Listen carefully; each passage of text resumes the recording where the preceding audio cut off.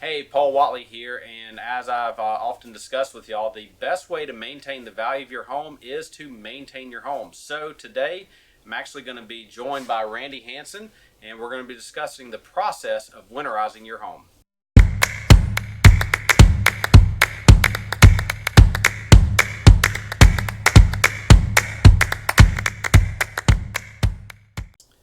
So winter is definitely upon us. The cold weather is starting to settle in here in the central Shenandoah Valley, and today I'm joined with Randy Hansen of Cornerstone Home Inspections, and he's going to be talking us through a few of the tips that he and I put together on a list, mostly Randy, in terms of what are some good tips for winterizing and getting your house ready for the wintertime. So, Randy, for those of you that don't know you, can you tell us a little bit about yourself? Yeah, we run Cornerstone Home Inspections of Augusta.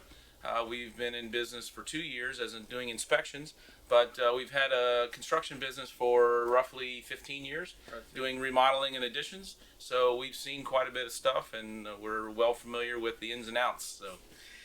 So not only being in the construction industry, but also on the home inspection side, you're well aware of the damage that can be done on a house through the wintertime, and especially with the freezing of water. Absolutely. It's really important to maintain those outside aspects because they protect the inside. So on that note, why should somebody, why should people take the extra steps to winterize their house? There's different aspects, but the main thing is to increase the efficiency of the units and components that work within the home, like the AC units and the plumbing systems. So it's always good to have a good sense of what condition they're in and maintain them at their peak performance. All right. Well, good. So for today, you're actually so you put together a list of 6 tips, and there's actually on that list there's actually some bonus tips, so there's some extra stuff as well.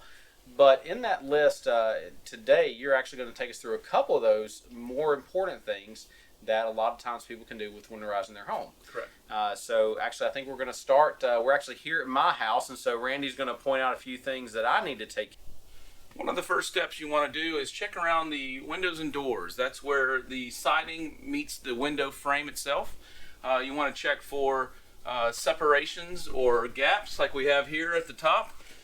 Maybe a little bit down the side, but you want to look for those because that lets air in and wind and possible small insects, so you want to kind of just close that in so it protects the outside from coming inside. So the simple thing is get a caulk gun and a tube of caulk, cut the tip as small as you can, and then get yourself a rag and damp it. And then what you want to do is just put a bead. It's cold, so it's going to take a little bit.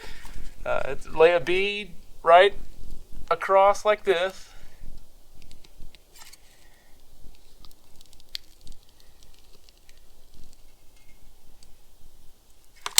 and then take your finger and gently press and smooth the bead so it fills in that joint, and then use the rag to clean your finger. So just continue that process around your windows and doors and any gaps you have around the house, and that'll help keep the air out and your heat in. All right, well, this is another area. This is your outside hose bib. What you want to do is make sure all your hoses are disconnected from the hose bib, and to make sure that the unit is turned off completely, not dripping, because what that does, that keeps water inside the tube of the hose bib itself. The hose bib has a shutoff that goes inside the house instead of out here at the spigot where it can freeze. So if it's left on, that water in the tube could freeze, split, and then cause a leak inside the home. So it's always good to keep those undone during the wintertime. And if you have a shutoff valve inside the house, go ahead and shut that off and drain the hose bib so that there's no water in the system. One of the major components of the home is the HVAC system, or the furnace.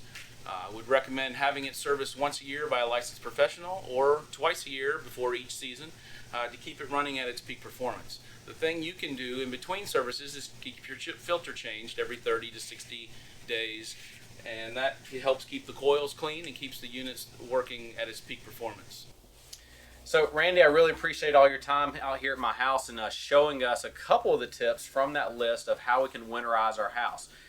So it's been a pleasure working with you, and I look forward to doing more with you in the future. Thanks so much. So for those of you who are interested in getting the complete list with Randy's tips for winterizing your home, in the comments below you will see a link that you can fill out, and just fill out that information and we will send you a full copy of the tips for winterizing your home. So until then, if you have any questions, reach out to myself or Randy, and we look forward to talking to you then. Take care.